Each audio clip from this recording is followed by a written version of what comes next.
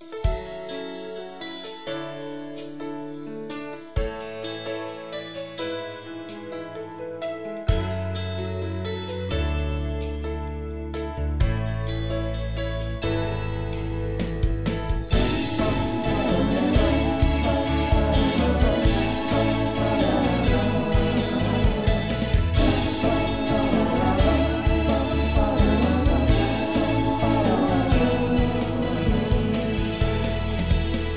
teachings you heard me proclaim in the presence of many witnesses, and entrust them to reliable people who will be able to teach others also.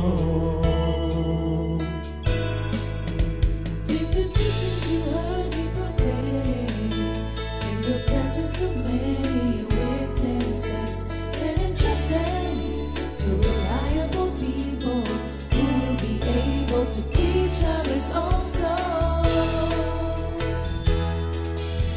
Take the teachings you heard me proclaim in the presence of many witnesses, and entrust them to reliable people who will be able to teach others also. Take the teachings you heard me proclaim in the presence of many witnesses, and entrust them to reliable people who will be able to teach others also. 2 Timothy 2:2. Hallelujah, 2 Timothy 2:2. Praise the Lord. 2 Timothy 2:2. You and me, let us proclaim the gospel. 2 Timothy 2:2. Hallelujah. 2 Timothy 2:2. Praise the Lord. 2 Timothy 2:2. You and me, Let us proclaim the gospel of Jesus Christ. Take the teachings you heard me proclaim in the presence of many witnesses, and entrust them to reliable people who will be able to teach others also. take the teachings you heard me proclaim in the presence of many witnesses, and entrust them to reliable people who will be able to teach others also. 2 Timothy 2:2. Hallelujah, 2 Timothy 2:2. Praise the Lord. 2 Timothy 2:2. You and me, let us proclaim the gospel. 2 Timothy 2:2. Hallelujah. 2 Timothy 2:2. Praise the Lord. 2 Timothy 2:2. You and me, Let us proclaim the gospel of Jesus Christ. The harvest is plenty, but the workers are few. And as for me and my house, we will serve the Lord. We will serve the Lord.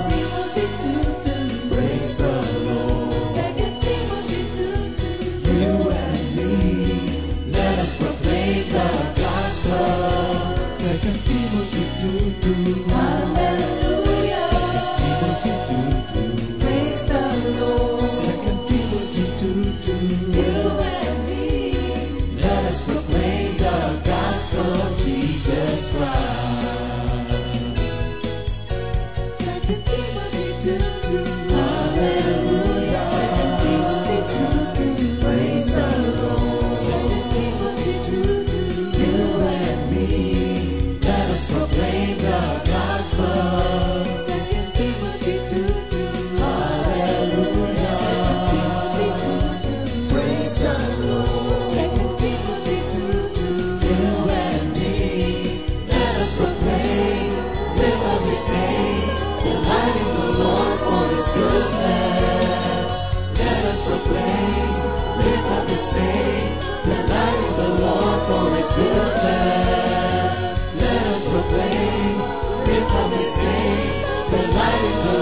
for His good hands and His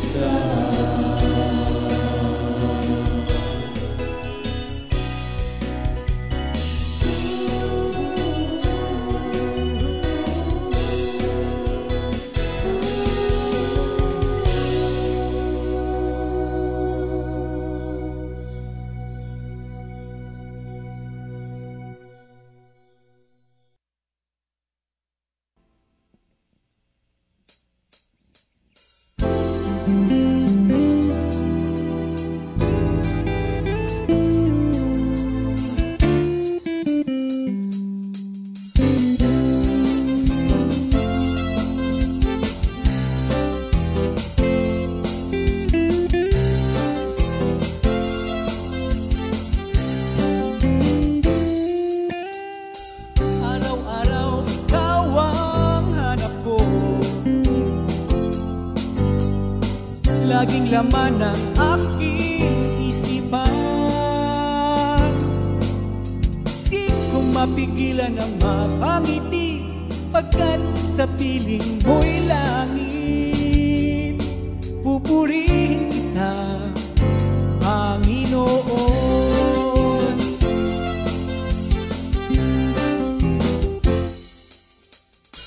Wala na akong hahanapin pa, pagkat pag-ibig mo'y sadyang wagas. Nang ako'y manganib kay Yahweh dumaing, dininig niya ako sa aking dalangin. Pupurihin kita, Panginoon. Sama-sama nating ipagpunyi ang kadakilaan ng Panginoon.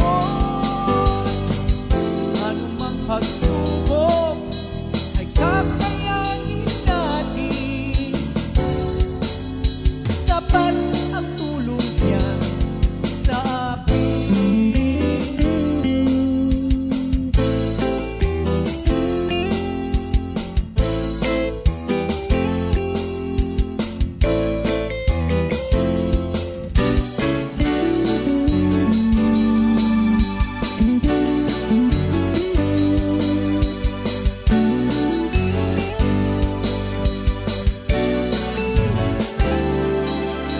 Di ko mapigilan ang mapangiti pagkat sa piling mo'y langit. Pupurihin kita, Panginoon. Sama-sama nating ipagpunyi ang kadakilaan ng Panginoon. Anumang pagsubok ay kakayanin natin, sapat ang tulong niya sa akin.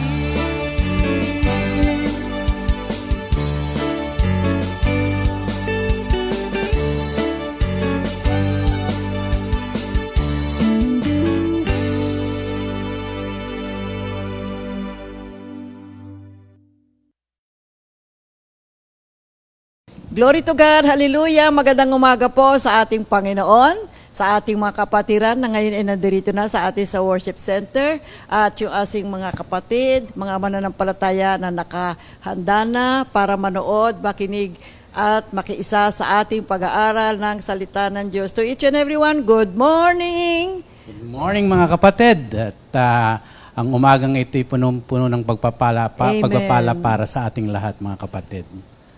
At sa umagang ito, manalangin muna tayo bago tayo mag-umpisa. Diyos, amang dakila, nagpapasalamat kami sa mga biyayang tinatanggap namin araw-araw at patuloy mo pang ibinibigay sa amin upang maging responsible kami sa mga biyayang ibinibigay mo.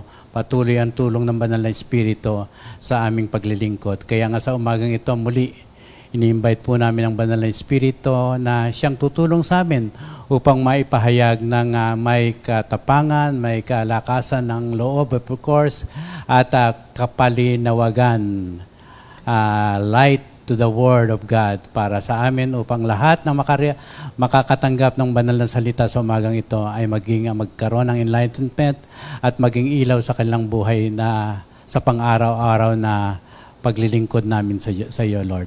Kaya muli, Lord, ikaw manguna sa amin. We give glory and honor to your name in Jesus Christ's name.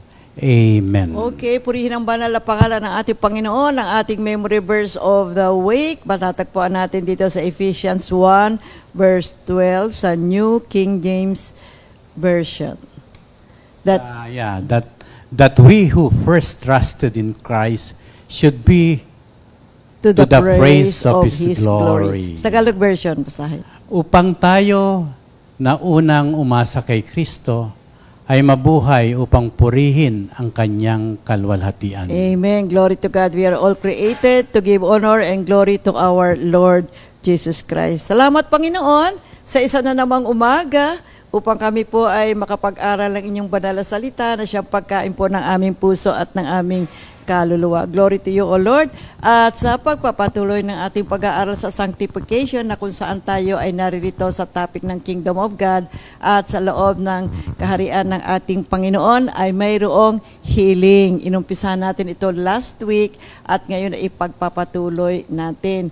Ang title natin ngayong umaga ay Healing is Restoration. Kapag tayo ay nandirito sa kaharian ng ating Panginoon, meron po tayong kagalingan. We shall be restored. At narito yung ating mga Bible verse para sa ating topic ngayong umaga. Unahin po natin tong Jeremiah 30:17. But I will restore you to health and heal your wounds, declares the Lord, because you are called an outcast, Zion, for whom no one cares. Amen. Sa Tagalog. Sa Tagalog po, mga kapatid, ibabalik ko ang kalusugan mo at pagagalingin ang iyong mga sugat. Kayo'y tinawag nilang mga itinakwil, ang Sion na walang nagmamalasakit. Pangalawa, yung Jeremiah 33 verse 6 sa Tagalog, ngunit pagagalingin ko silang muli. Hahanguin ko sa kahirapan ang Huda at Israel at bibigyan sila ng kapayapaan at kasaganahan. In English, behold, I will bring to it health and healing, and I will heal them and reveal to them abundance of prosperity and security. Amen. In finality, mga kapatid, Psalms 147 verse 3, He heals the brokenhearted and binds up their wounds. So dito makita natin mga kapatid, ang ating Panginoon, ang ating physician. Siya ang nagpapagaling and He brings us into wholeness again. Kapag ang isang tao ay may sakit, the body is not normally functioning. It is not in a normal state of function. When the body is not sick, walang sakit, the body is at ease. So maganda ang kalalagay. But when the body is sick, it is not at ease. So wala sa tamang function. It has a disease. You see, makikita natin, mayroong karamdaman. So basically, when a person is healthy, diba, maganda ang kanyang pakiramdam. Ngunit kapag siya ay mayroong karamdaman and the body is not functioning in a normal state, lethargic yan. Kasi kulang siya sa energy, kulang yan sa enthusiasm, malamya ang kanyang pagkilos, unresponsive, inactive, merong mga pains sa katawan, at laging pagod, nanghihina. So, the person needs to be restored to its original states. At kung tayo ay mga mananampalataya, paniwalaan natin na walang imposible sa Diyos. Maibabalik ng Diyos ang ating pangangatawan to its original state. You see, ang nais ng Panginoon kasi ay palagi tayong malusog upang tayo po ay malayang makapaglingkod sa Kanya. Kaya yung Mark 9:23, Jesus said, everything is possible for one who believes. Importante ito kasi maraming mga tao pag may sakit, agad iniisip, grabe na agad siya at hindi na siya gagaling. No. It's God's will for us to be healed. Kailangan lang tayong manampalataya. So isipin natin yung ating salvation, kakonekta dito yung sanctification, nakapaloob din po dito ang ating healing. Sapagkat kapag tayo ay nandirito na, nasa sanctification state na tayo ng ating buhay, kasi natapos na yung justification, we have been saved, tandaan natin, there is healing, mga kapatid. At ito naman ay napatunayan na natin dahil sa napakahabang panahon na tayo ay nandirito na sa ganitong klase ng gawain. Karamihan sa atin, nang dumating dito, mga may sakit eh. Pero ngayon, malakas na malakas. Well and good, back to normal state. Well, kung paminsan-minsan nagkakaroon ng pagkakasakit, nandoon naman kaagad yung kagalingan. Kaya kapag tayo po ay nabubuhay na in a sanctified position, tayo na ngayon ay nabubuhay sa liwanag na kung saan mabuti na ang ating pagkilos, mabuti na ang ating uri ng pamumuhay. So naiiwasan na natin talaga lalo na yung mga matitinding klase ng sakit. Kaya yung 1 John 1:7, ngunit kung namumuhay tayo sa liwanag, gaya niya na nasa liwanag, tayo nagkakaisa at ang lahat ng ating kasalanan ay nililinis ng dugo ni Jesus na kanyang anak. So yan, sa pamamagitan ng dugo ng ating Panginoon, kapatid, napatawad tayo at kasama dyan ang ating kagalingan in body, soul, and spirit. Kaya yung justification, we have been forgiven of our sins. Kaya ngayon, nandirito na tayo, namumuhay na tayo sa katwiran ng ating Panginoon at tayo ngayon ay pinangungunahan ng kaharian ng Diyos. Kaya nga, mahalaga sa buhay natin na ngayon na tayo ay nandirito sa sanctification period na kung saan kumisan, nagkakamali, nagkakasala, continue to repent and confess our sins and have faith in our Lord Jesus Christ. And we shall be forgiven, we shall be cleansed and purified by the blood of the Lamb. Kasi kung minsan nandirito na tayo, mamisa-misa nagkakaroon pa rin naman ng pagkakamali sa ating buhay. Mahalaga yan, mga kapatid. Kaya nga, James 5:16, kaya nga ipagtapat ninyo sa inyong mga kapatid ang inyong mga kasalanan at ipanalangin ninyo ang isa't isa upang kayo'y gumaling. Malaki ang nagagawa ng panalangin ng taong matuwid. Kasi minsan din natin namamalayan yung pagkakasakit natin.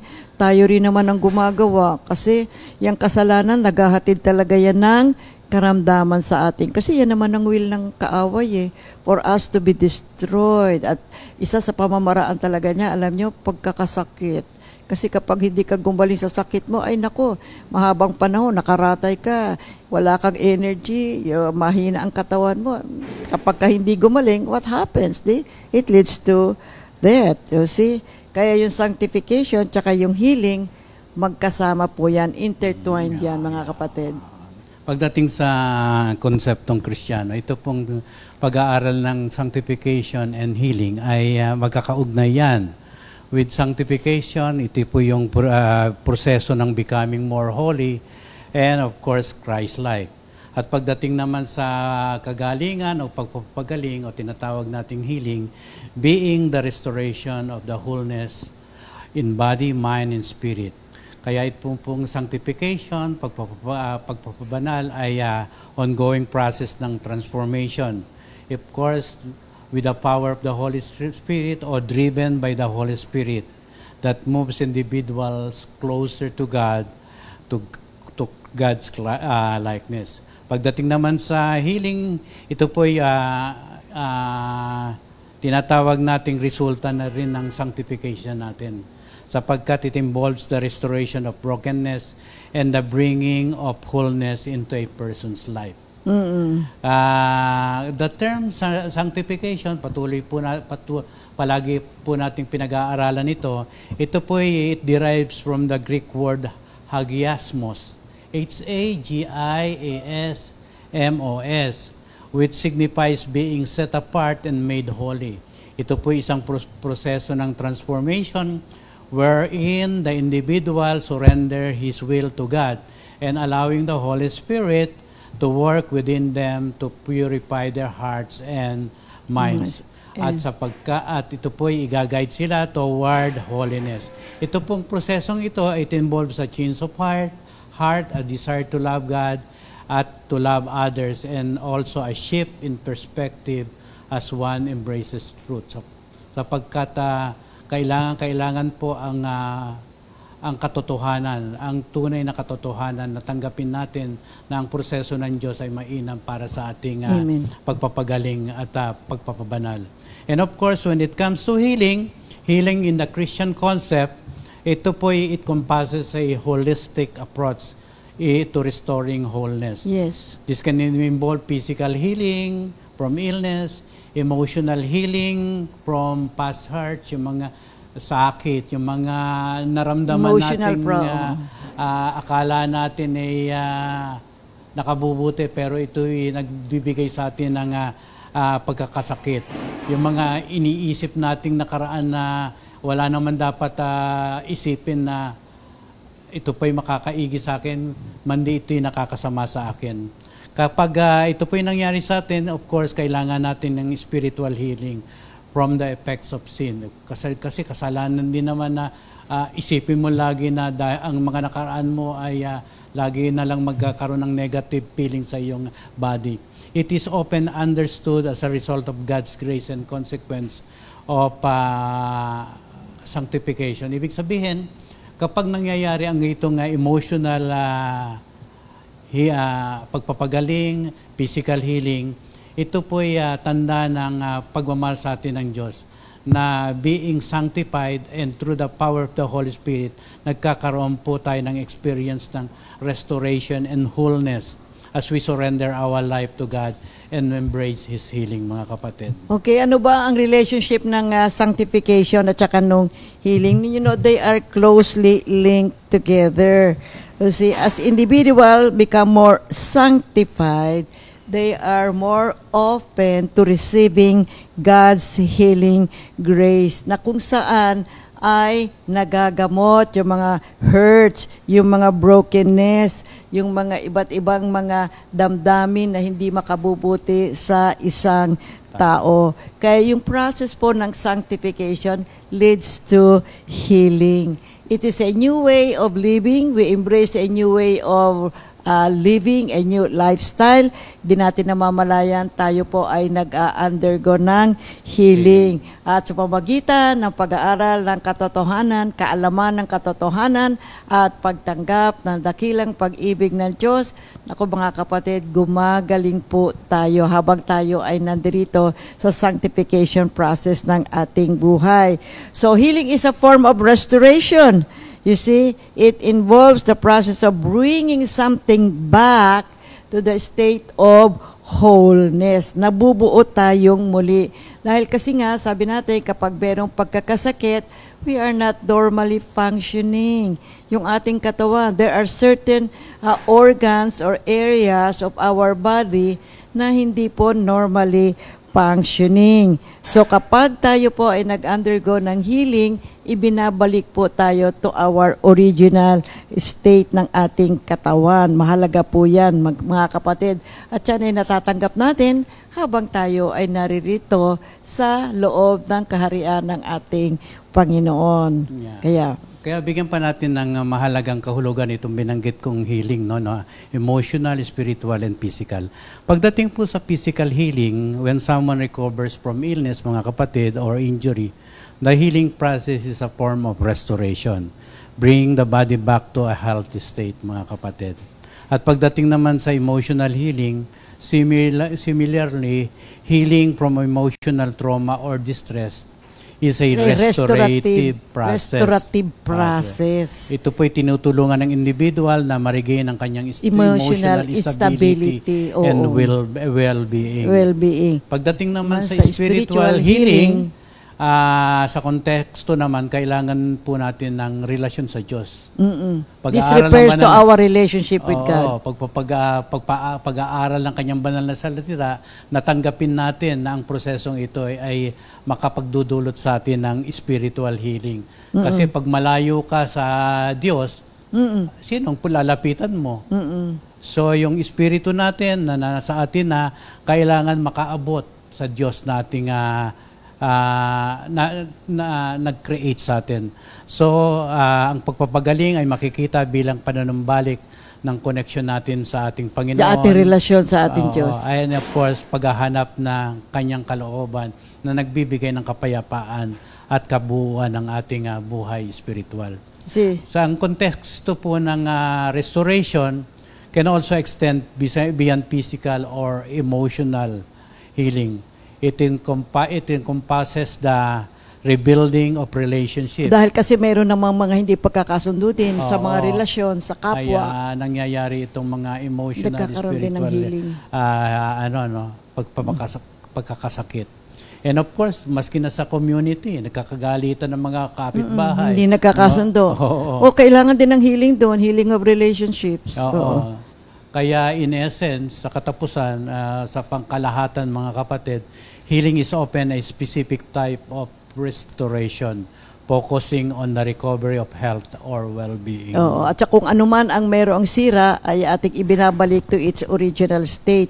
So God delights in healing. Alam niyo bang nakasisiya sa puso ng Diyos kapag ang isang tao ay bumabalik sa original state o kabuuan ng kanyang pagkatao at kalusugan. Sa Psalm 105 verse 37. 105 verse 37 sa Good News. Pagkatapos nito, ang bayang Israel kanyang inilabas. Malulusok sila't lumabas na dalay mga ginto't pilak. Sa English, then he led the Israelites out. They carried silver and gold, and all of them were healthy and strong. Wow. Wow, purihin. Alam, during the Old Testament times, 3 or 4 million na tao, ni isa sa kanila walang mahina. Lahat silang malakas. Ano nangyari? Kasi each family ay mayroong in-slain na lamb. So, pinatay nila yung lamb at nilagay nila yung dugo sa kanilang doorpost at kinain yung lamb.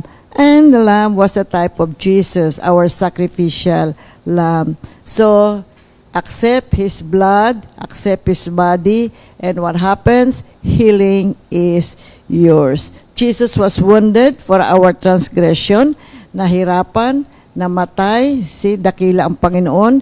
He was bruised for our iniquities. Kaya yung chastisement ng ating kasalanan was poured out upon Him. And so therefore, by His stripes, we are healed. Isaiah 53 verse 5. Kaya tayo po mga kapatid ay mayroon ngayong kagalingan sa pamagitan ng ating Panginoong Hesukristo. Kaya ang Diyos, He delights in healing.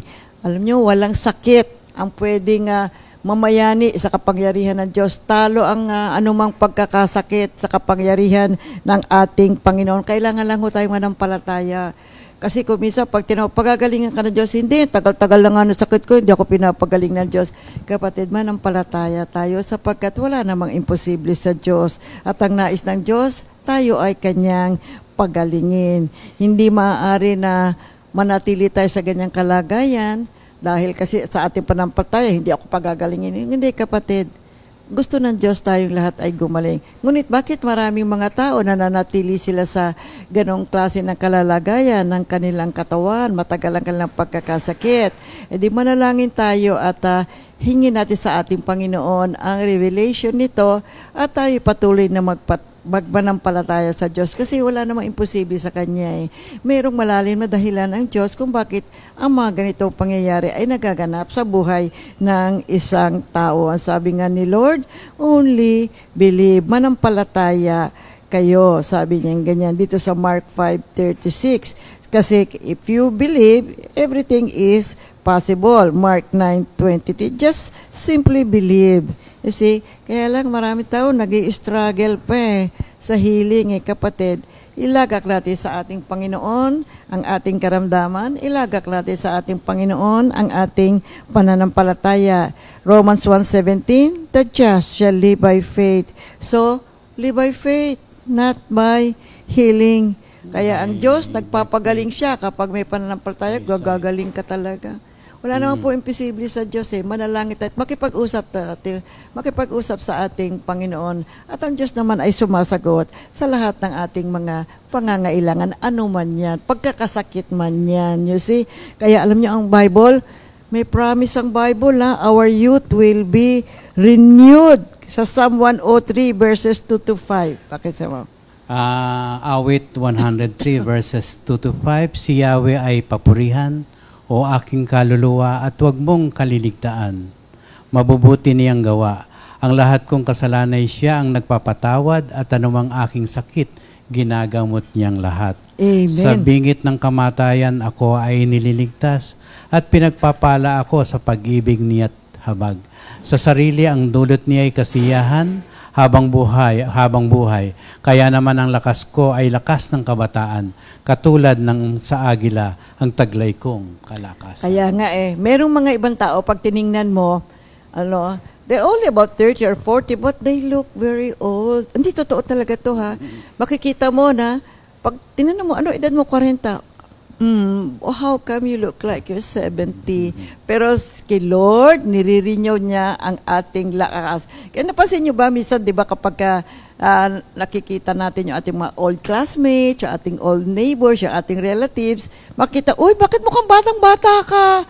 Ba, di ba magkapareho lang tayo ng edad?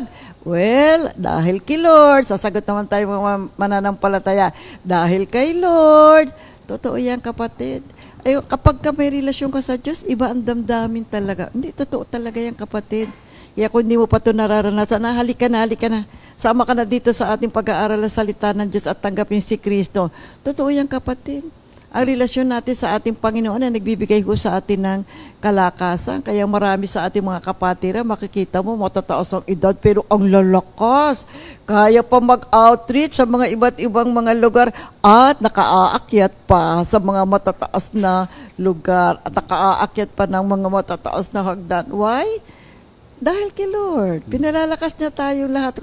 Biyaya natin ito lahat mula sa ating Panginoon. Example nga dito, si Hezekiah, si Haring Hezekiah. Yeah, sige. Malaki talaga nagagawa ng panalangin. No? Itong panalangin ni Hezekiah, narinig relationship kay Lord healing of King Hezekiah, he received 15 more years. 15 more years. So, King Hezekiah was a good king, mga kapatid. The Lord spoke to Isaiah, one of the greatest prophets in the Old Testament, and told him to give Hezekiah a death message. Basahin natin dito sa 2 Kings 20, verses 1-6. Nang panahong iyon, nagkasakit ng malubha si Haring Ezekias. Dinalaw siya ng propetang si Isaias na anak ni Amos at sinabi sa kanya, "Ipinasasabi ni Yahweh na ayusin mo ang iyong kaharian sapagkat malapit ka ng mamatay. Hindi ka nagagaling sa sakit mong iyan." Humarap si Haring Ezekias sa dingding at nanalangin kay Yahweh. "Alalahanin po sana ninyo, Yahweh, na namuhay akong tapat sa inyo. Buong puso ko pong ginawa ang lahat ng bagay ayon sa iyong kagustuhan." At buong kapaitang umiyak si Ezekias. Hindi pa nakakalayo si Isaias sa gitnang bulwagan ng palasyo nang sabihin sa kanya ni Yahweh, "Bumalik ka. Sabihin mo kay Ezekias, ang hari ng aking bayan, narinig ko ang iyong panalangin at nakita ko ang iyong pagluha. Kaya pagagalingin kita. Sa ikatlong araw, makapapasok ka na sa templo. Mabubuhay ka pa ng 15 taon. Hindi lamang iyan, ililigtas pa kita at ang lungsod na ito sa kamay ng hari ng Assyria. Ipagtatanggol ko ang lungsod na ito alang sa aking karangalan at sa aking pangako kay David na aking lingkod." Meron ho ba kayo napansin dito, mga kapatid, sa verses na ito? Nanalangin ang hari, narinig ng Diyos, nagbigay ng favor ng ang Diyos kay Haring Hezekiah. Narinig niya, nagbigay ng favor, pinagaling siya. At hindi lang pinagaling, dinagdagan pa, pinahaba pa ang buhay niya ng 15 taon. Napakabuti ng ating Panginoon. Naalala ko nga nung mag-meeting kami last Thursday na aking mga office mates sa dito sa Bellevue, no. Nagkaroon sila ng sakit, mga kapatid, no. And of course, lumapit sila sa doktor, yung iba nagpa-opera, yung iba meron ng second degree of cancer, no. Pero ang pinakahuling binanggit nila, malaki ang nagagawa ng panalangin. Hindi lamang sila nagkaroon ng kagalingan mula sa mga medisina, sa mga doktor, pero ang huli nila, napakalaki ng nagagawa ng panalangin, ng tulong ng Diyos upang pagalingin ka. Yun lang ang nabanggit nila sa amin, mga kapatid. So, nung panahon na yon, nung si Hezekiah ay may sakit at malapit ng mamatay, di ba? Oo, kaya, ang bait ni Lord. Oo, itong propeta Isaias na anak ni Amos ay naparoon sa kanya at nagsabi sa kanya, ganito ang sabi ng Panginoon, ayusin mo ang iyong sambahayan sapagkat ikaw ay mamamatay at hindi mabubuhay. Kung ikaw kaya nakarinig niyon, matatakot ka, mga kapatid. No? Kung iyon ang ilan sa atin, naghahanda na sana tayong mamatay. Ngunit hindi si Hezekiah. Iba ang kanyang naging Nung ginawa. marinig niya yon, iba yung bigla ginawa. siyang tumapat sa isang pader at nanalangin. At habang nangingilid ang luha, ibinaling niya ang mukha sa dingding at sinabing, isinasama ko sa iyo, O Panginoon. Alalahanin mo ngayon kung paano ako lumakad sa harap mo sa katotohanan at may sakdal na puso. At ginawa ko ang mabuti sa iyong paningin. At yan mababasa natin sa 2 Kings 20 verse 3. Siya ay lumakad sa pag-ibig na ginagawa ng ang lahat ng sinabi ng Panginoon sa kanya na gawin. Naging masunurin siya sa Panginoon. Okay, take note again naging masunurin siya sa ating Panginoon. So it means a relationship, a surrendered will to God. At yun ay inonor ng Diyos. Kaya nung nanalangin ang hari, siya ay binigyan ng favor ng ating Panginoon. Kaya dito makita natin ang healing will ng Diyos yan.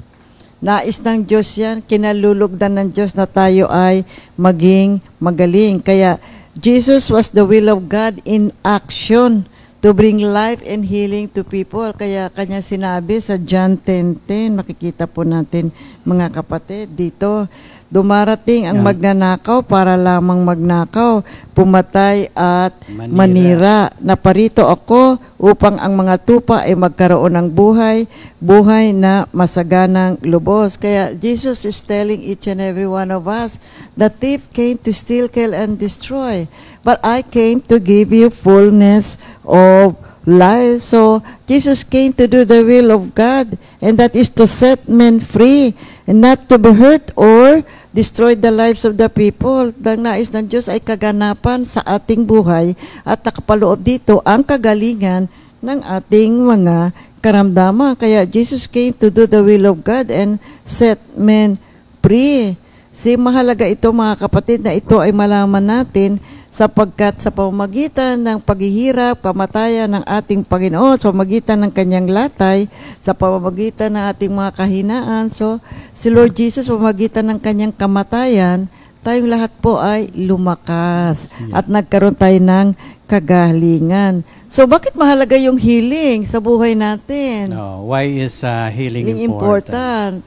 Alam niyo po, ang ating katawan ay naging mas magaan kapag may kagalingan. Kapag may sakit, bigat ang pakiramdam ko. Ganun ang sasabihin mo, ano naramdaman mo? Bigat kasi may dinaramdam ako. Pero kapag tayo po ay pinagaling na, you feel light and vibrant. And of course, kasama na rin ang pagiging matalas ng ating kaisipan. At ang ating espiritu ay gumagaan. Lifted. Kapag sa ilalim tayo sa pagpapagaling, mas handa tayong tulungan ng iba na gumaling din.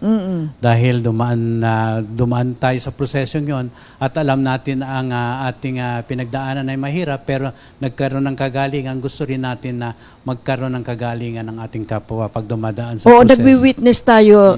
Bagamat dumaan ka sa mahirap na sitwasyon kasi mayroong pagkakasakit, pero pagkatapos po nito, pag pinagaling tayo na ating Panginoon, nagwi-witness tayo sa kagandahang loob ng ating Panginoon. Oo, kaya maaari tayo magsalita mula sa mga lugar na nangangailangan ng tulong, lalong-lalo pagdating sa spiritual. At pag pinag-usapan ng pag-ibig ng Diyos, mararamdaman mo ang liwanag at magiging ganap ang iyong kagalingan. At yung trauma, mawawala na sa'yo at magkakaroon ka ng pag-asa. And to fully know God, we must know Him as the healer. Oo. Tanggapin po natin yan. Upang lubos nating makilala ang Diyos, dapat natin siyang kilalanin na tagapagpagaling. The great physician. Oo. Basahin natin nung Exodus 15:26. For I am the Lord who heals you. Kung hindi natin kilala ang Panginoon bilang isang manggagamot, nawawala ang isang malaking dimension ng ating relasyon sa Kanya. Ang pagpapagaling ay mahalaga sa Diyos. Ang Ama, ang Anak at ang Banal na Espiritu ay involved sa proseseng yan, mga kapatid. And of course, healing is important to God the Father, no? Ang the Holy Spirit inspired John to write and tell us that healing is the will of God. First, 3 John 2, Beloved, I wish above all things that thou may prosper and be in good health, even as your soul prosper.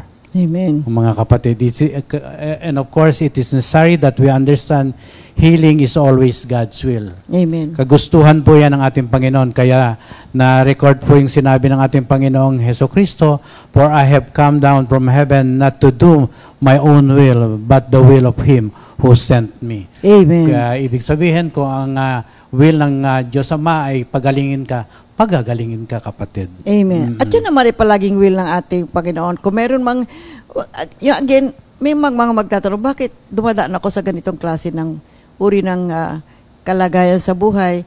Manalangin po tayo, kapatid, and God will give us a revelation. So, healing is important to the Father. Next is, healing is important to Jesus, the Son of God. Si Psalm 147 verse 3, yung binasa natin kanina, He heals the brokenhearted and binds up their wounds. Kaya in 1 Peter 2:24, He Himself bore our sins in His body on the cross, so that we might die to sins and live for righteousness. Oo. By His wounds you have been raised. Sa pagbabasa You have po been na- oo. healed, rather. sa pagbabasa po natin ng the Gospel books, makikita natin, masusundan natin ang pagkilos ng ating Panginoong Hesukristo. At makikita niyo dito, marami ho siya mga pinagaling. Mga iba't ibang uri ng sakit, sa iba't ibang mga sitwasyon, at sa mga iba't ibang lugar. At dito nakita niya ang kalalagayan ng mga maraming tao. Ang dami nga may sakit. Maski naman ngayon din po, mga kapatid, ang dami rin talagang tao ang mayroong mga sakit. That's why Jesus was so compassionate to them and He touched them, He ministered to them, at pinagaling niya ang mga may sakit. Example natin dito yung Mark 1:40-41.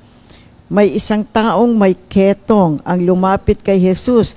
Lumuhod ito at nagmakaawa. Kung nais po ninyo, ako'y inyong mapapagaling at magagawang malinis. Nahabag si Jesus sa ketongin, kaya tinawakan niya ito at sinabi, Oo, nais ko, gumaling ka. You see, kasi maraming tao, akala nila, when they get sick, pinarurusahan sila ng Diyos.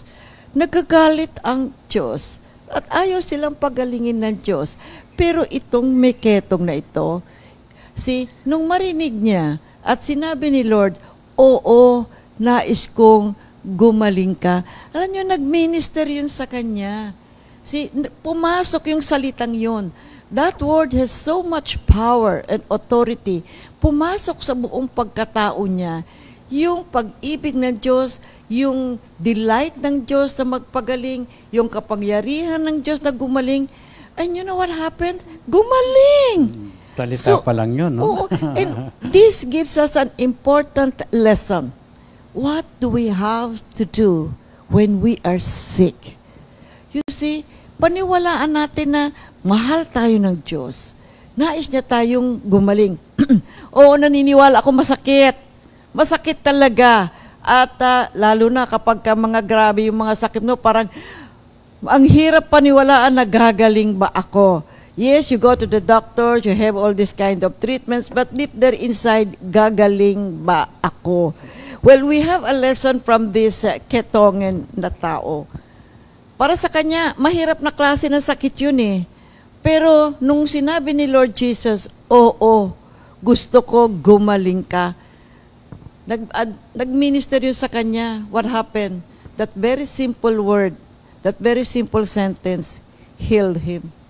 Gumaling meron siya. Meron tayong worker na pinagaling ni Lord? Marami po tayo, mga kapatid, maraming mga members, mga workers, even pastors, dumaan po at marami tayo. Almost all of us ay dumaan sa pagkakasakit. Iba-ibang klase nga lang yung sakit na dinaanan natin, mga kapatid. Pangalawa, pakinggan mo rin si Aida. Oo, pinagaling na po. Kaya nga marami we have so many examples, not only in our community, but in all communities all over the world.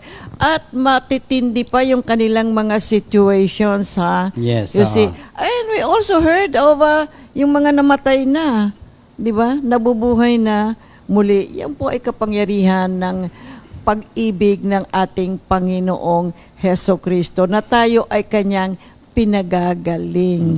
See? Then, so, healing is important to the Father. Second, healing is important to the Son. Tandaan natin, healing is important to Jesus because He came to do the Father's will. Kaya in Hebrews 10:7, then I said, behold, I come, in the volume of the book it is written of me, to do your will, O God. Mahalaga yan, mga kapatid. Will talaga ng Diyos. And as Jesus went about healing people, He was doing the will of the Father. Kaya po, pag-ibig ng Diyos yan sa ating lahat, mga kapatid. Ha? Matthew 9:35, and Jesus went about all the cities and villages, teaching in their synagogues, preaching the gospel of the kingdom, and healing every sickness and every diseases among the people. So makita natin na mahalaga po ito. Ito po ay ginampanan ng ating Panginoong Hesukristo when He was here. And thirdly, healing is important to the Holy Spirit. Wow. Why? Healing is important to the Holy Spirit and parte po yan ang purpose upang bigyan tayo ng anointing, no? And we read how the Holy Spirit anointed Jesus to heal the brokenhearted. In Luke 4:18, Jesus said, "The Spirit of the Lord is upon me because He has anointed me to preach the gospel to the poor. He has sent me to heal the brokenhearted, to preach deliverance to the captives and recovery of sight to the blind, to set at liberty those who are oppressed." Amen. And of course, the Holy Spirit also anointed Jesus to heal those oppressed by the devil. Acts 10:38. Alam ninyo ang tungkol kay Jesus na taga Nazaret at kung paanong pinili siya ng Diyos at pinuspos ng Espiritu Santo at ng kapangyarihan. Alam din ninyo na pumunta siya sa iba't ibang dako upang gumawa ng kabutihan sa mga tao at pagalingin ang lahat ng pinahirapan ng diablo. Nagawa niya ang mga ito sapagkat kasama niya ang Diyos. Okay. So take note, pinagaling silang lahat. Silang lahat na pinahihirapan ng diablo. So makikita natin ang involvement po ng kaaway. Ito po ang kanyang pamamaraan sa buhay natin. Ang pagkakasakit ay isang paraan ng kaaway upang tayo po ay sirain. Pero inanoint ng ating Diyos Ama, si Lord Jesus, you see, ng kapangyarihan upang siya po ay gumala at pumunta sa iba't ibang mga lugar, at siya ay nagpagaling sa lahat ng pinahihirapan ng diablo at nagawa niya ito sapagkat kasama naman niya ang ating Diyos Ama sa langit. Ika-4, healing is important because healing confirms the Word of God. Ang healing, pinagtitibay niya ang salita ng ating Panginoon. You see, ang pagpapagaling ay mahalaga sapagkat sa pamamagitan ng salita ng Diyos, mga kapatid, ito po ay makapangyarihan at may authority sa ating buhay. Kaya nga sinabi ng Panginoon sa Mark 16:20, Humayo nga at nangaral ang mga alagad sa lahat ng dako. Tinulungan sila ng Panginoon sa gawaing ito. Pinatunayan niyang totoo ang kanilang pinangaral sa pamamagitan ng mga himala na ipinagkaloob niya sa kanila. Kaya inaatasan tayo ng Diyos na pumunta sa lahat ng dako na may kasamang mga tanda upang patunayan ang kanyang salita. Ang mga mata ng tao ay nakatingin sa katotohanan ito at sa pamamagitan ng pagpapagaling ito ay nagpapatibay ng katotohanan ng salita ng ating Panginoon. Kaya ang mga banal na salita ng Diyos ay nagpapahayag that God is our healer and God is our deliverer.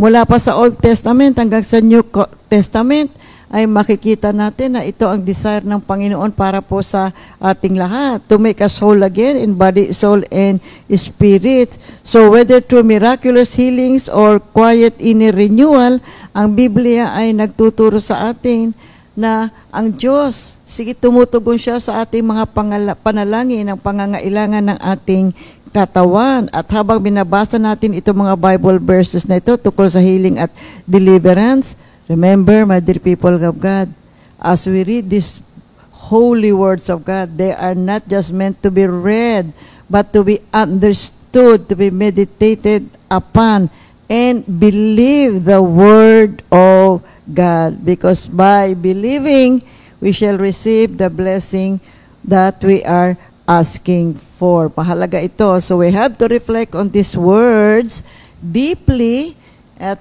with all our hearts, praying to God, and truly we shall receive the promises of the Word of God. So makikita natin ano ang kahalagahan ng healing na ito sa kamatayan ng ating Panginoon. Ngayon, kung ating pong i-ignore ang pangako ng salita ng Diyos sa pamamagitan ng kamatayan ni Kristo, tayo may kagalingan, ay naku, we miss the mark. We are actually ignoring the grace of God. See, we may be suffering at kung hindi naman po natin paniniwalaan ang kamatayan ng ating Panginoong Hesukristo, ano po ang magaganap? Diba? Sayang naman, mga kapatid. God will still be God. We simply have to obey Him. So, if we don't minister healing to the sick, so kailangan sabihin natin sa mga tao, may kagalingan sa ating Panginoon. See, we need to tell them about the love of God through healing, di ba? Pag hindi natin ibinahagi yan, ano nangyayari sa grasya ng Panginoon? Nasasayang. Maraming mga tao, kapatid, huwag ho natin sasayangin ang grasya ng Diyos. Ang buhay natin po ay grasya lamang ng Diyos. Do not misuse the grace of God. Huwag nating baliwalain ang grasyang ito na ibinigay sa atin ng ating Panginoon. Kaya yung Galatians 2:21, hindi ko tinatanggihan ang kagandahang loob ng Diyos.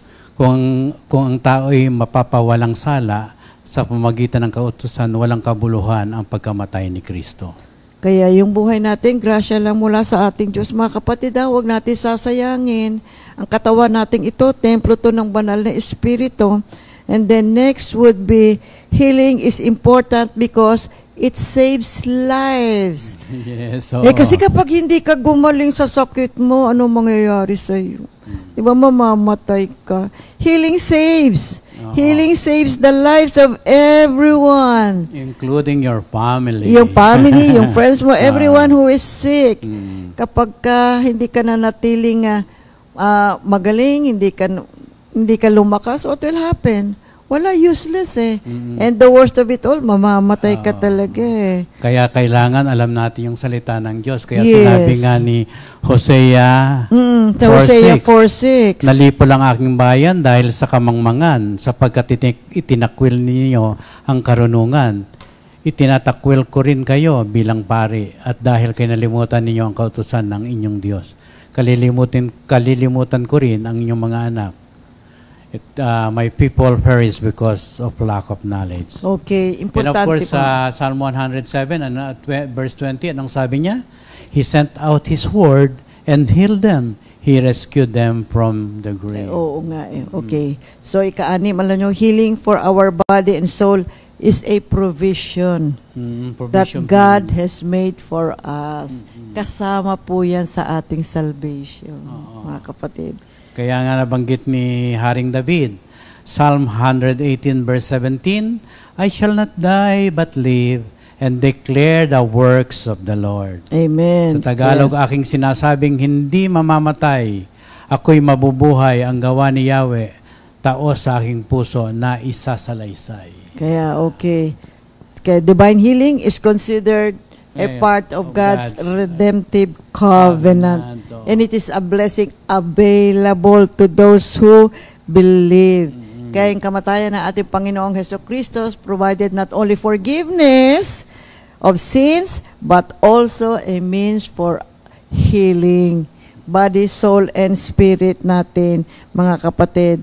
Si Redemptive Covenant, it emphasizes that God established a covenant with humanity, a promise of restoration and physical well-being. Purihin ang Panginoon. Restoration and reconciliation, which includes spiritual and physical well-being natin sa buhay natin. So, healing is a blessing. Healing is a gift from God within this covenant, a demonstration of His love and care for each and every one of us. That's why Jesus bore our sicknesses, and by His death, by His stripes, we are healed. So, ikapito is, healing is our redemptive right. Okay. Oo. Bakit ba redemptive right? Because it is included in God's redemptive plan. Amen. Okay. Kaya si Jesus ay nag-provide ng divine healing on the cross in His death, burial, and resurrection. Just as He provided remission for our sins, therefore, we also have a redemptive right to divine healing. Yan po ang binabanggit dito. Kaya yung revelation of healing in God's Word has kept many from dying early. Oo naman. Oo. Alam nyo, ang pagkakasakit, wala naman din pinipili yan eh. No? Ang kamatayan, wala naman din pinipili yan. Mula sa bagong panganak, bisa sa tiyan pa lang, ay pumapanaw na hanggang sa mataas na ang edad. Pero sa pamamagitan po ng healing, dahil sa dakilang pag-ibig ng Diyos, ano nangyari? Nananatiling malakas at buhay ang maraming mga tao. Kaya yung James 5:14 to 15, ito, ginagamit ito ng mga manggagawa, no? May sakit ba ang sino man sa inyo? Ipatawag ninyo ang matatandang pinuno ng iglesia upang ipanalangin siya at pahiran ng langis sa pangalan ng Panginoon.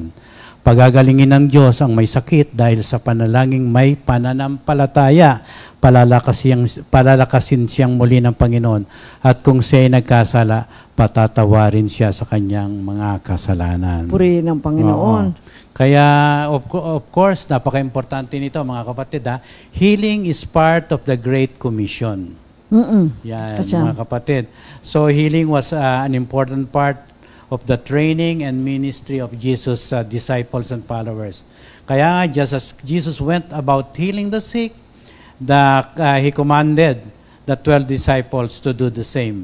Basahin natin yung Matthew 10, 1 to 1, verses 1, 7 to 8.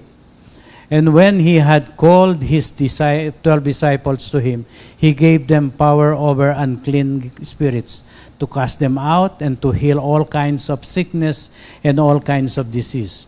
As you go, preach saying, the kingdom of heaven is at hand, heal the sick, cleanse the lepers, raise the dead, cast out demons.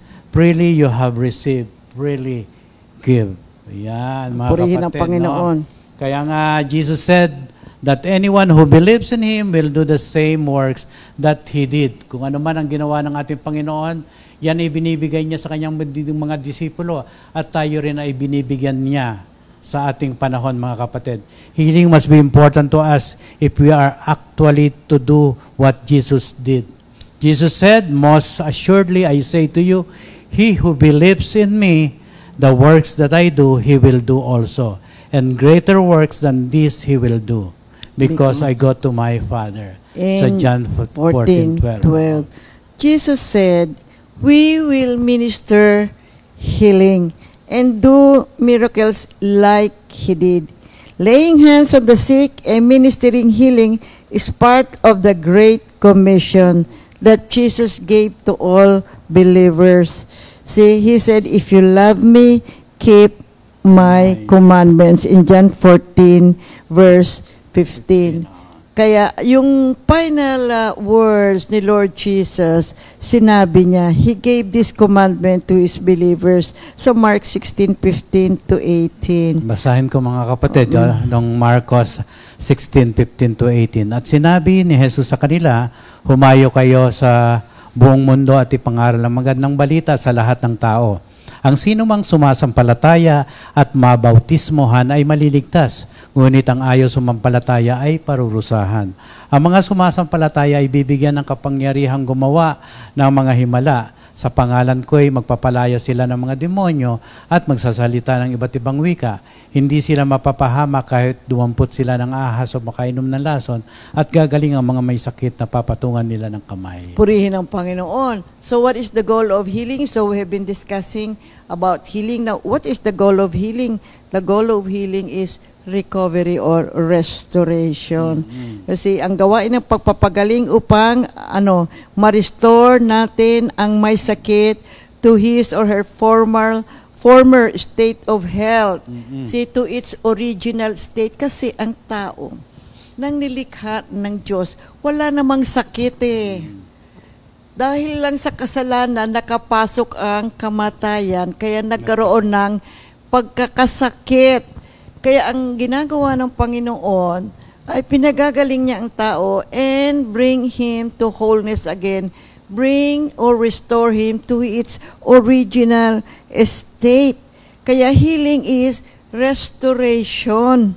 Now, there is a difference between healing and restoration. Bakit kailangan natin ang restoration? See, ang literal na kahulugan ng salitang pagpapanumbalik o restoration ay nangangahulugang muli, put back into alignment with its original purpose. Ibalik ito sa pagkakahanay sa original nitong layunin. Sa ating gawain dito sa ministry, ang restoration ay ang pagbabalik ng kaluluwa sa kabuuan kay Kristo. To bring the soul back to the wholeness in Christ Jesus, just as it was originally intended. Our desire is to lead others back into a right alignment with God, with our Lord Jesus Christ, by allowing the Holy Spirit to work in our lives. We seek to initiate restoration, to reveal God's love for each and every one of us. You see, if a person is healed, we become witnesses of the glory and the love of God. Sinasabi natin sa maraming mga tao, we share, we witness, galing ako sa ganyang sitwasyon. Pero dahil sa pag-ibig ng Diyos, ako ay kanyang pinagaling. So, meaning to say, pinababalik tayo sa ating original na state ng whole being at sa ating relasyon sa ating Panginoon. Para maging witness, hindi lang pinagaling, mayroon din tayong responsibility. Na magwi-witness, totoo naman talaga. Kasi kaya kapag meron tayong nakakausap na may sakit, oy, ganito yung ginawa ko. At lalo na sa mga mananampalataya, ang unang isinishare natin, pray ka kay Lord. Oo, ang Diyos, mapagmahal, nagpapagaling ang Panginoon. So during this process of healing natin in our sanctification phase, paniwalaan natin ang mabiyayang pagkilos ng Diyos sa ating buhay. Kaya yung purpose ng restoration sa buhay natin, di ba? Nakababalik tayo into wholeness. Simple lang itong meaning nito restore, manumbalik tayo. Makabalik tayo sa original na state ng ating pangangatawan, makabalik tayo sa original state ng ating relasyon sa ating Panginoon.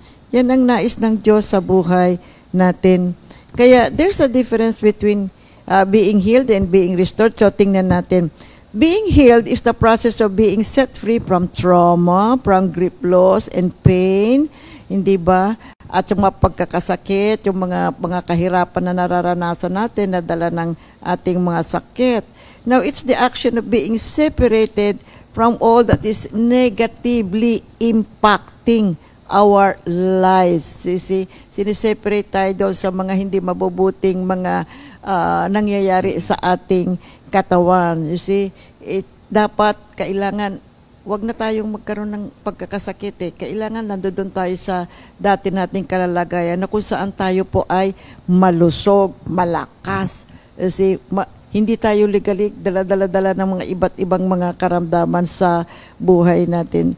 And being restored is the process of being returned to our original state. Kasi kapag pinagaling ka na ng ating Panginoon, so ngayon, unti-unti, the process of healing, mababalik ka. Kung halimbawa, meron kang na isang organ mo nasira at pagkatapos ikaw ay pinagaling ng Panginoon, minsan ay directly nagpapagaling ang Panginoon, pero nowadays ginagamit ng Diyos ang mga gamot at mga doktor. So during the process of healing, mga kapatid, ano ang nagaganap? We are being restored to our original state of wholeness. Yan ang process ng restoration. Mahalaga yan Kailangang malaman natin lahat yan, mga kapatid. Okay? So this means for all the believers, healing provides us freedom from the bondage of our pain. You see? Restoration returns to us the truth of who God is. God is our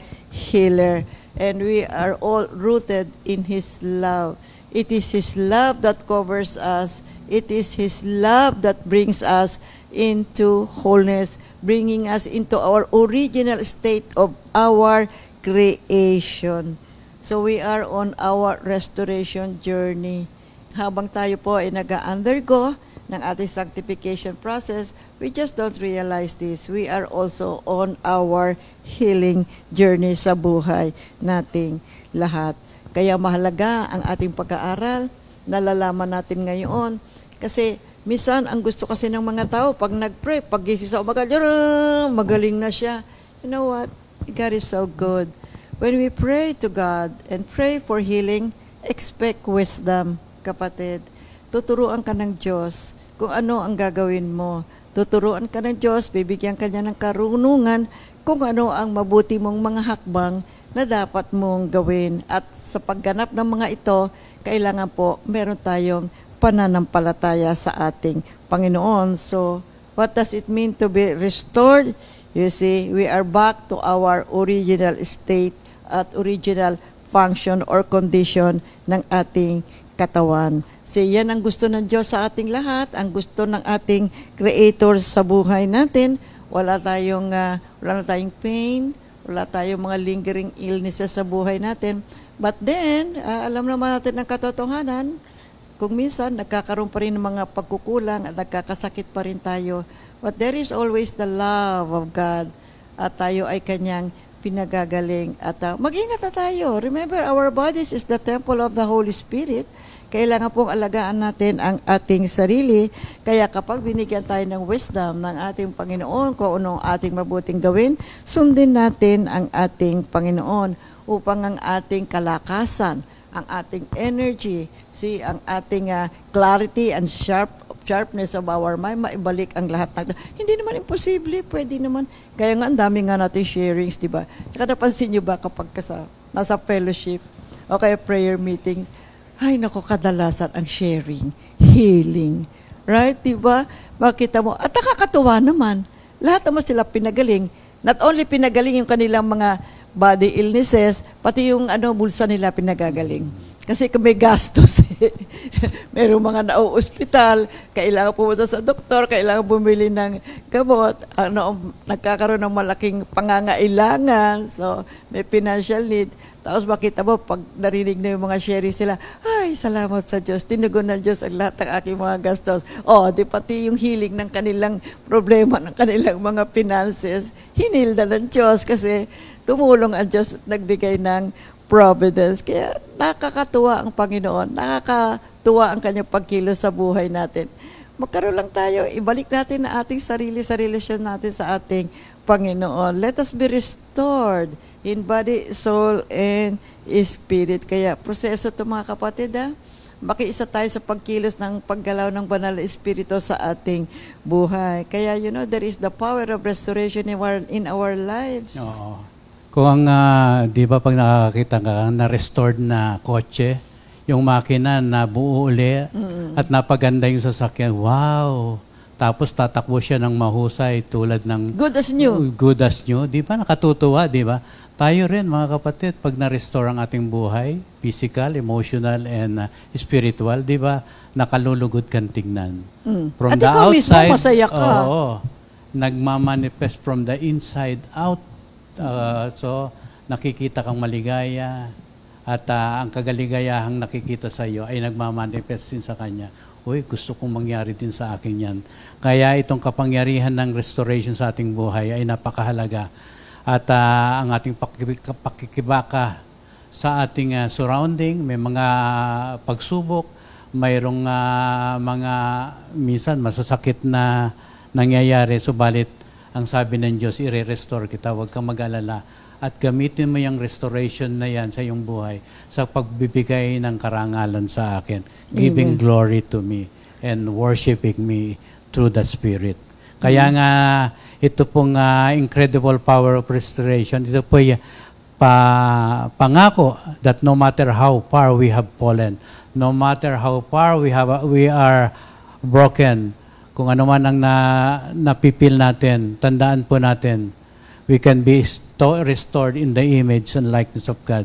Claim it with dignity and purpose, mga kapatid, because it means that we can turn our adversities into lessons, our failures into stepping stones, and our despair into hope, mga kapatid. Amen. And of course, healing is liberation. Liberation. May freedom po yan. We are now free. Oo. Kasi ang pagkakasakit, alam nyo, bandage yan. Kino-confine ka lang sa isang sitwasyon ng buhay. Pero kapag tayo po ay pinagaling ng Panginoon, pinalalaya tayo. You know, when there is sickness, there is pain. There is loneliness. There is sadness. You see, there is worry. There is anxiety. Kasi marami na pumapasok sa kaisipan ng mga tao. That's why, when we are healed, pag pinatawad na tayo, nagiging malaya po tayo, mga kapatid. You see? Malayang tumawa. Masaya ka ng tumawa. Nakakakain ka na ulit ng gusto mong kainin. Kasi bisa pag may sakit, hindi mo makain. Maraming mga bawal. Diba? Kaya malaya na tayo. Libre na tayo na magawa natin ulit yung ating mga dapat gawin. At higit sa lahat, makakagawa na tayong muli sa ating paglilingkod, sa ating Panginoon. Kaya napakaganda ng healing. Kaya importante po ang healing sa kaharian ng ating Panginoon. Kaya ang nais ng Diyos, dinadalahon niya tayong lahat sa kanyang kaharian sapagkat nandirito po sa kaharian ng Panginoon ang ating wholeness. Ibinabalik tayo ng ating Diyos sa original state ng kanyang pagkakalika sa ating lahat. And thirdly, you know what? Healing is a rest. Kapahingahan. Pero itutuloy natin next week yan. Napakaganda at napakaganda at napakahabang mga pag-aaral. Kaya sundan natin, kaya tatalakayin natin yan sa susunod na linggo. Maraming salamat sa Panginoon sa pagbibigay niya ng malayang oras upang tayo ay makapag-aral ng salita ng Diyos, lalong-lalo na tungkol sa healing na kailangan ng mga maraming tao sa ngayon. So tatalakayin natin ulit yan next week, pagpapatuloy natin. For the meantime, have a great day. Glory to God. At batiin natin ang lahat ng may birthday. May 2, 2025. Happy birthday! Sister Doktora Tita Andal. Yes, amen. Sister Chinky Inigo. Sister Edith Ocampo. Sister Hannah Soryaga. Sister Shia Dino. Dino, oo. Brother Jebong Bartolome, yes. Brother Patricio Olila. Naku sa inyong lahat, mga kapatid, happy birthday! Enjoy your day, mga kapatid.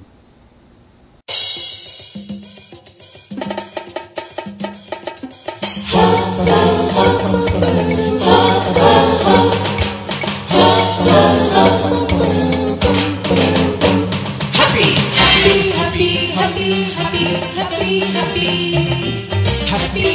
birthday. Happy birthday. Happy birthday. Happy birthday to you. Happy birthday.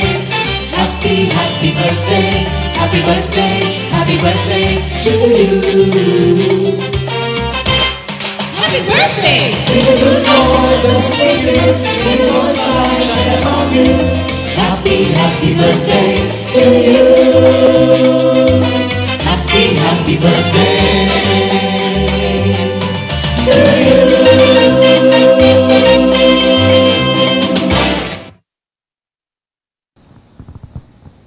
Purihin ang Panginoon. Glory to God. Happy birthday po sa lahat ng mga kapatid natin. We have a repeat new song of the week, Jesus ang Dakilang Pastol, composed by Sister Opelia Perez. So maraming salamat, Panginoon. Glory to God. Hallelujah. And to each and everyone, magkasama-sama tayong muli sa susunod na linggo para po sa pagpapatuloy ng ating mga pag-aaral. Praise the Lord. Glory to God. Closing prayer tayo. Yes, salamat Panginoon sa mga mensaheng ipinarating mo sa aking mga kapatid. Patnubayan mo sila, Lord, as they go with their spiritual life, at pagpalaan mo po sila at patuloy na ingatan. Ang liwanag ng iyong ilaw ay magbibigay na sa kanilang ng kahabagan, at of course, ang ilaw mo pa rin ang magbibigay ng kapayapaan sa kanila. All for your glory. In Jesus' name we pray. Amen. Thank you, Lord, and God bless everyone.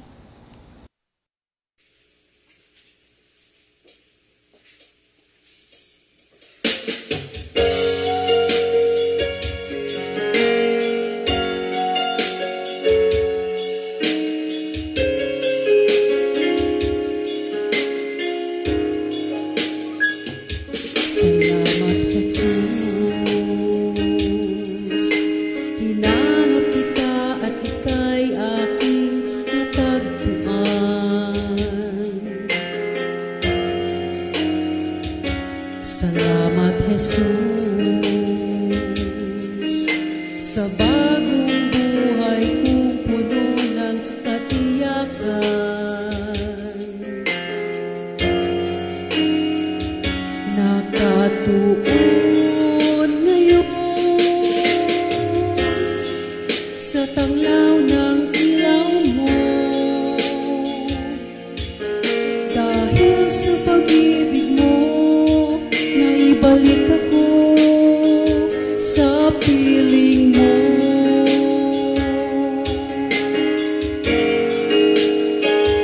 Salamat, Jesus.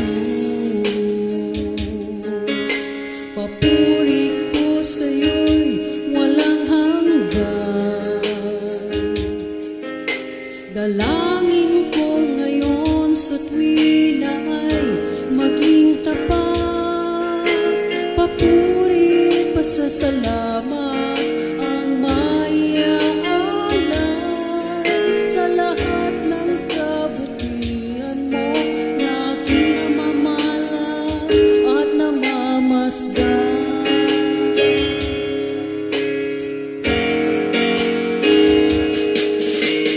Thou, Jesus, ang dakilang pastor, gabay at patnubay mo ang aking sanggalang.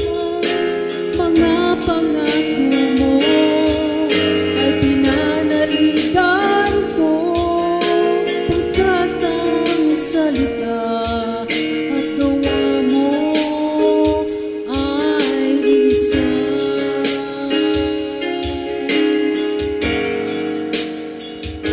Salamat, Jesus. Papuri ko sa'yo'y walang hanggan. Dalangin ko ngayon sa tuwi na ay maging tapat. Papuri, pasasalamat ang maiaalay sa lahat ng kabutihan mo na aking namamalas